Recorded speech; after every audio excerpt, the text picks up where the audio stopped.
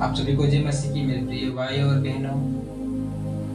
मैं परमेश्वर पिता का धन्यवाद करता हूँ। परमेश्वर पिता ने मुझे एक सुनहरा मौका दिया उनके वचनों को लेकर आने के लिए, उनके वचनों को बताने के लिए। मैं परमेश्वर पिता को धन्यवाद देना चाहता हूँ। परमेश्वर ने मुझे बहुत ही अच्छा एक अवसर दिया और परमेश्वर मुझे आगे बढ़ाए। और मैं साथ ही साथ मेरे टीचर जनों का भी धन्यवाद करना चाहता हूँ, मेरे सरों का, मेरे अध्यापकों का, जिन्होंने मुझे अवसर दिया परमेश्वर के वचन को बांटने के लिए।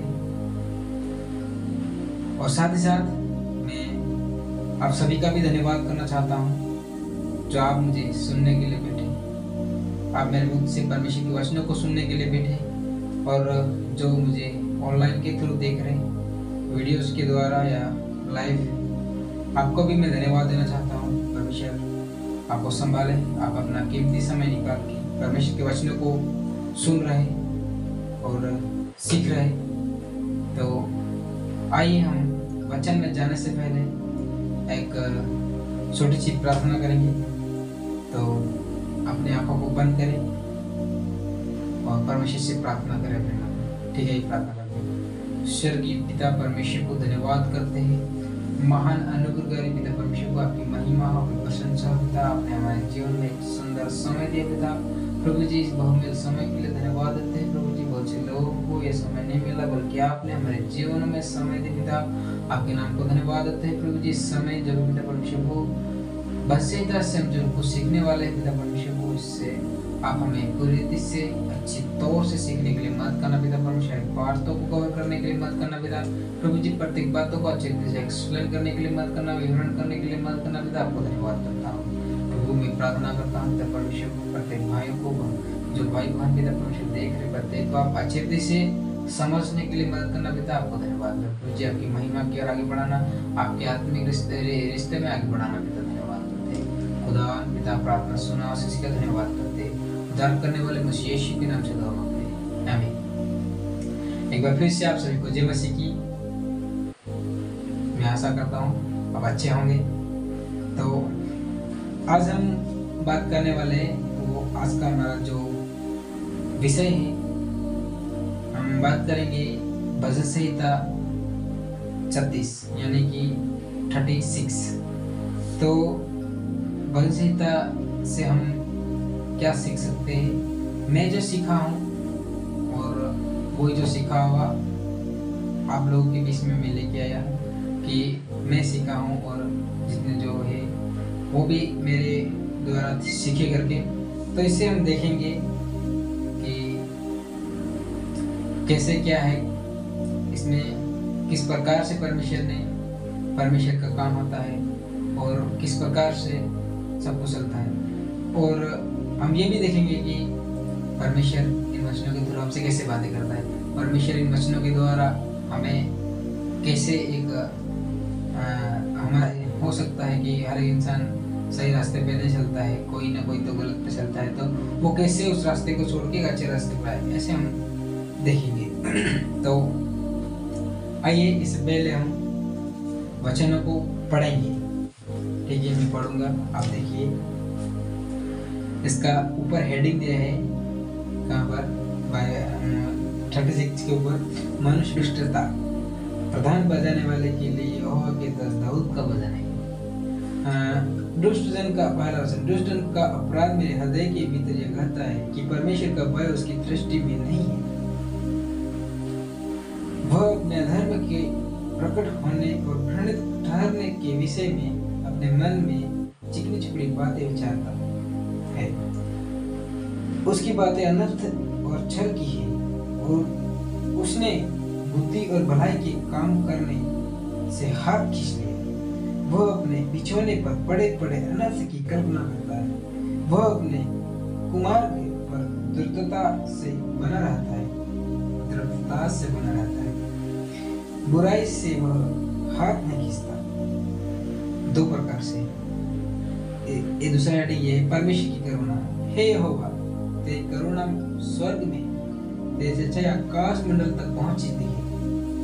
तेरा धर्म ऊंचे पर्वत के समान, तेरे नियम अनंत सागर ठहरे।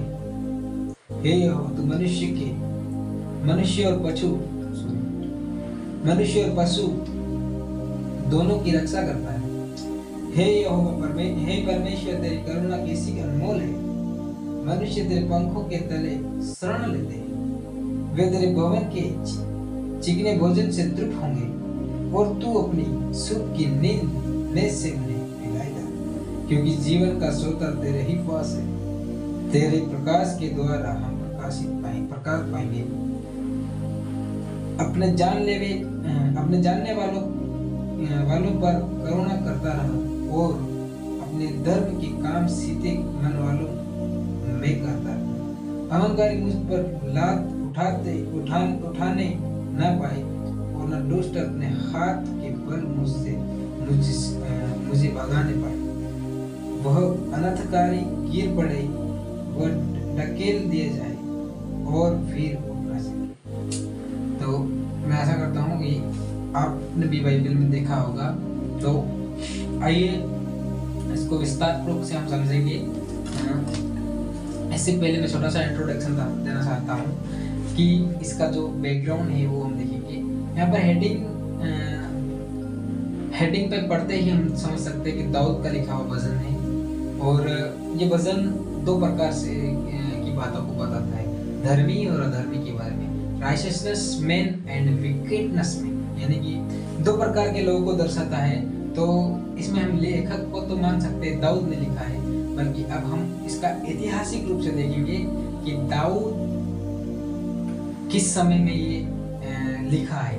यानी कि हम पहला वचन पढ़ते हैं कि ऐसा समझ में आता है कि ये पढ़ते वक्त कि समाज में एक नेशन यानी कि देश में जो राजा दाऊद राज कर रहा था, उस देश में बहुत से दुष्ट लोग बढ़ गए थे और धर्मी लोग कम रह गए थे।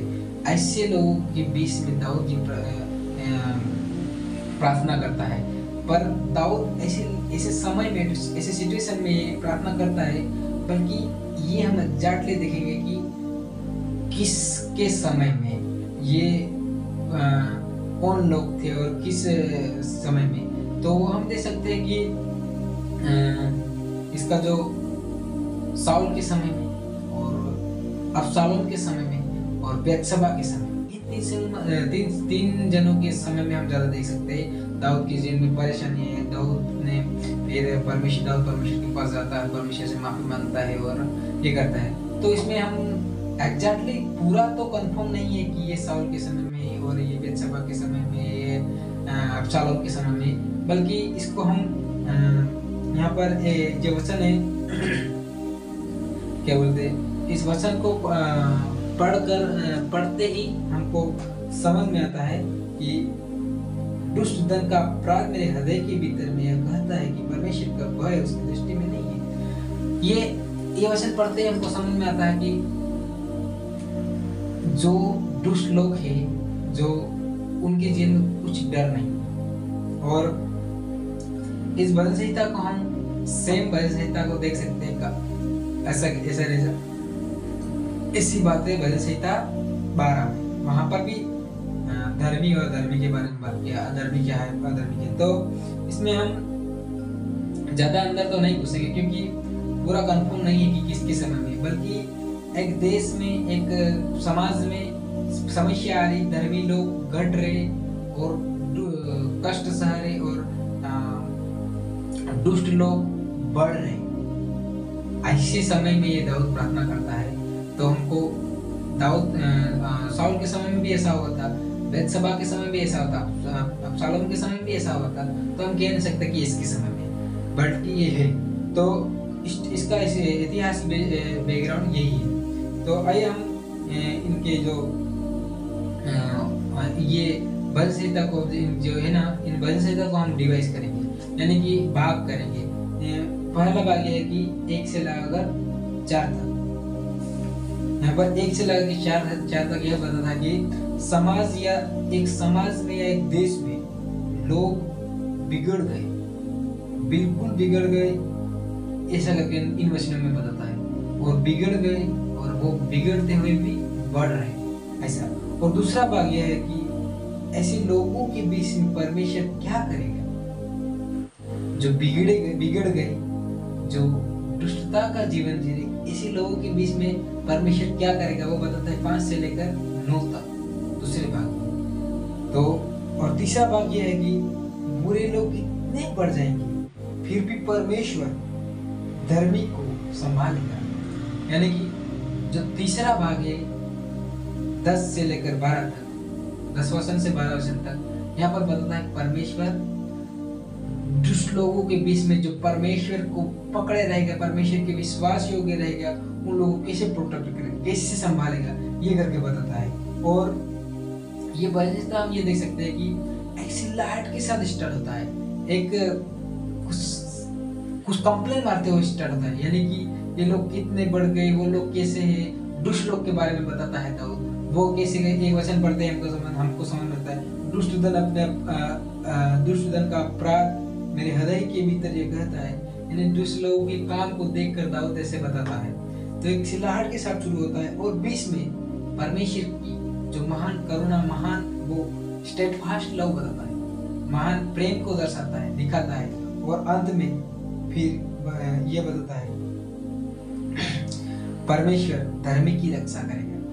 जो ऐसे विकेटनेस लोगों के, जो ऐसे अधर्मी के लोगों के बीच में जीते हुए आएंगे परमेश्वर का भय मानते हुए, ऐसे लोगों को परमेश्वर संभालेगा, ये करके बताता है। यहाँ पर जो लास्ट मतलब ऐसे एक आशा, एक उम्मीद बताते हुए ये बलिष्ठता स्टॉप होता है, खत्म होता है। तो हम ये देखेंगे इसमें कि जो परमेश्वर ने जो डेविड लेखक ने जॉनरे दिखाया है, किसी वस्तु को दिखाते हुए उसका दुष्टता दिखाया। यानी कि यहाँ पर वचन को हम छोटे शब्दों में समझेंगे।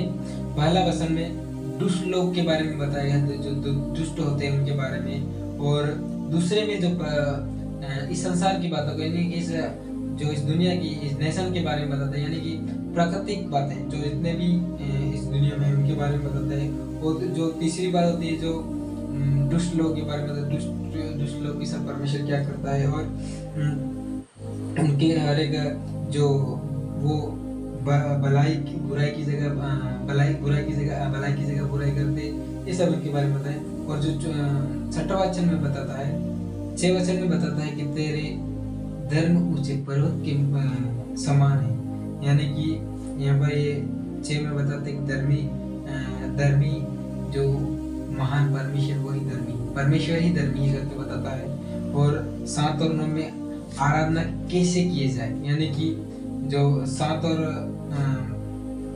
9 में, 7 से लेकर 9 में परमेश्वर यहाँ पर ये बताता है कि क्योंकि जीवन का सौदा तेरे ही पास है। यानी कि जीवन का सौदा परमेश्वर के पास है, तो हमको किसकी आराधना करनी है, परमेश्वर की करनी है या फिर इस प्रकृति की करनी है, ये हमको यहाँ से सीख मिलती है, यहाँ पर बताता है। और ये दाऊद एक रोता हुआ ये परमेश्वर के आगे प्रार्थना करता है, ये भजन गाता है। एक भजन है, पहले के समय उस समय में प्रार्थना करते थे या भजन गाते थे, परमेश्वर के साथ तन मन से करते थे।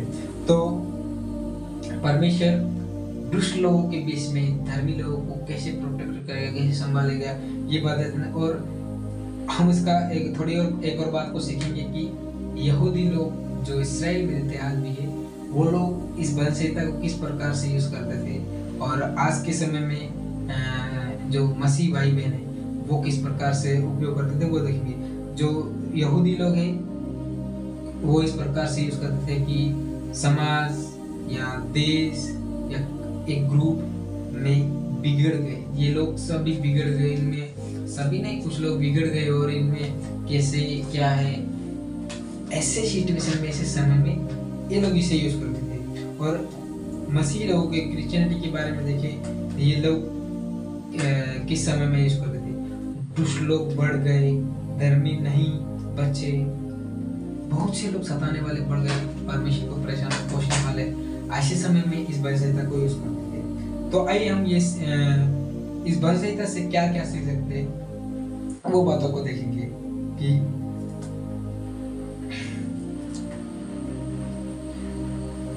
इस बल संहिता से हमको ये सीख मिलती है कि यहाँ पर हम धर्मी और अधर्मी के बातों को देखते हैं, तो हम इन दोनों बातों को देखते हुए हमें डिसाइड करना है कि हमें एक बात को सोचना है कि सुनना है कि हमको किस प्रकार से जीवन जीना है, धर्मी की तरह या दुष्ट व्यक्ति की तरह, ये हम सीख सकते हैं। और दूसरी बात यह सीख सकते हैं कि परमेश्वर के साथ कैसा रिश्ता रखना है, परमेश्वर से कैसे डर के साथ जीना है, क्योंकि बुद्धि उसी से प्राप्त होती है और हम हमारी बुद्धि से चलेंगे तो परमेश्वर का डर हमारे जीवन में नहीं रहेगा। इसलिए हमें परमेश्वर के साथ भय के साथ चलना है। और तीसरी बात ये हम देखेंगे कि सभी बातें पूरी करेगा परमेश्वर। अगर हम परमेश्वर के साथ विश्वास योग्य रहे तो परमेश्वर हमारी हर एक बात को पूरी करेगा। यानी कि जो भी हमारे जीवन में आवश्यकता है परमेश्वर समय के अनुसार पूरी करेगा। बल्कि हमारा रिश्ता उस परमेश्वर के साथ कितना पावरफुल होना चाहिए, उस परमेश्वर के साथ कितना गहरा होना चाहिए। हमें जैसे कि हम खाने के बिना नहीं रहते, जैसे कि हम पीने के बिना नहीं रह सकते, जब ऐसा वाला रिश्ता हमारे परमेश्वर के साथ हमारा होना चाहिए। हम परमेश्वर के बिना एक पल भी नहीं रह सकते। हम जो कुछ करें परमेश्वर के उसे बिना कुछ नहीं करें। ऐसा वाला रिश्ता ऐसा रिश्ता हमारा परमेश्वर के साथ होना है, तब जाकर परमेश्वर हमारी हर एक बातों को पूरी करेगा। और हम चौथी बात को देखेंगे, परमेश्वर का प्यार क्या है। वो जिस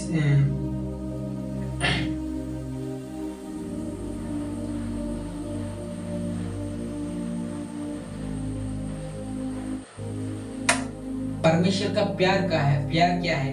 ये प्यार हमको महसूस करना है, महसूस किया हमें लोगों के बीच में प्रकट करना है, परमेश्वर की प्रशंसा करना है, परमेश्वर की बड़ाई करना है। और पांचवी जो लास्ट बात है वो हम देखेंगे कि आत्मिकता में हमें कैसे बढ़ना है। हमें आत्मिकता में कैसे बढ़ना है परमेश्वर के साथ। हमारे जैसे कि धर्मी लोग घटेंगे और विकट नस्ल जो दुष्ट लोग बढ़ेंगे। ऐसे समय में, ऐसे सिचुएशन में हमें आत्मिकता में आगे बढ़ना है। भले ही हम शारीरिक रूप से नहीं दिखेंगे, भले ही दिखेंगे शारीरिक में हम कुछ करते हुए नहीं दिखेंगे, बल्कि हमारा रिश्ता आत्मिक होना है हमारे परमेश्वर के साथ। तो परमेश्वर हमें हर एक बातों में मदद करेगा। ये भजन संहिता पढ़ते वक्त हमें ये समझ में आता है कि भजन संहिता एक व्यक्तिगत प्रार्थना है और ये पूरे नेशन के लिए प्रार्थना करता है, पूरे देश के लिए प्रार्थना करता है, पूरे समाज के लिए प्रार्थना करता है, जितने ग्रुप है हर एक के लिए। तो इस भजन संहिता से हम ये सीख सकते हैं कि हमारे सामने दो रास्ता है, हमारे सामने दो ऑप्शन है, हमें एक चॉइस करना है, हमें एक चुनना है किससे हम कौन सा जीवन जीना है, दुष्टता वाला या धर्मी जीवन जीना है। वो हमारे जीवन में हमें डिसाइड करना है। मैं इनमें से आपके सामने कुछ बातों को रखना चाहता हूँ, बताना चाहता हूँ कि हमें धर्मी बन के जीना अच्छा है, क्योंकि धर्मी जन परमेश्वर के समीप में रहता है, परमेश्वर की शरण लेता है, परमेश्वर की सम्मुख रहता है। यहाँ पर एक वचन बताता है, क्योंकि 9 वचन पढ़े तो बहुत ही आनंद मिलता है। इसका खास वही है वचन का मकसद, क्योंकि जीवन का सोता तेरे ही पास है, तेरे प्रकाश के द्वारा हम प्रकाश पाएंगे। यानी कि परमेश्वर के पास ही है एवरीथिंग, जो कुछ है परमेश्वर के पास है, जो कुछ है परमेश्वर के द्वारा है। आज ये प्रकृति की, इस प्रकृति में जितने पेड़ पौधे, जितना जो कुछ है सब परमेश्वर के द्वारा ही। तो हमें फिर क्या करना है, उसी के समझ में, उसी के आधार पर चलना है, सब कुछ के उसी के आधार पर करना है। तो मैं आशा करता हूँ आपको ये छोटा सा भजन संहिता डिवीजन बहुत ही अच्छे से समझ में आया होगा, और आपको इस भजन संहिता के अंदर से जो कुछ डाउट होगा वो आप मुझे कमेंट बॉक्स में पूछ सकते हैं। और यदि आपको मुझे आएगा तो मैं आपको बताऊंगा, नहीं तो मैं उसको सीख के फिर आपको बताऊंगा। यदि नहीं हो सके तो मैं किसी और से पूछ के बताऊंगा। तो आप अपनी राय दे सकते हो, और मैं आशा करता हूँ आपको बहुत अच्छे समझ में आएगा। गॉड ब्लेस यू, प्रभु आप सभी को आशीष करे।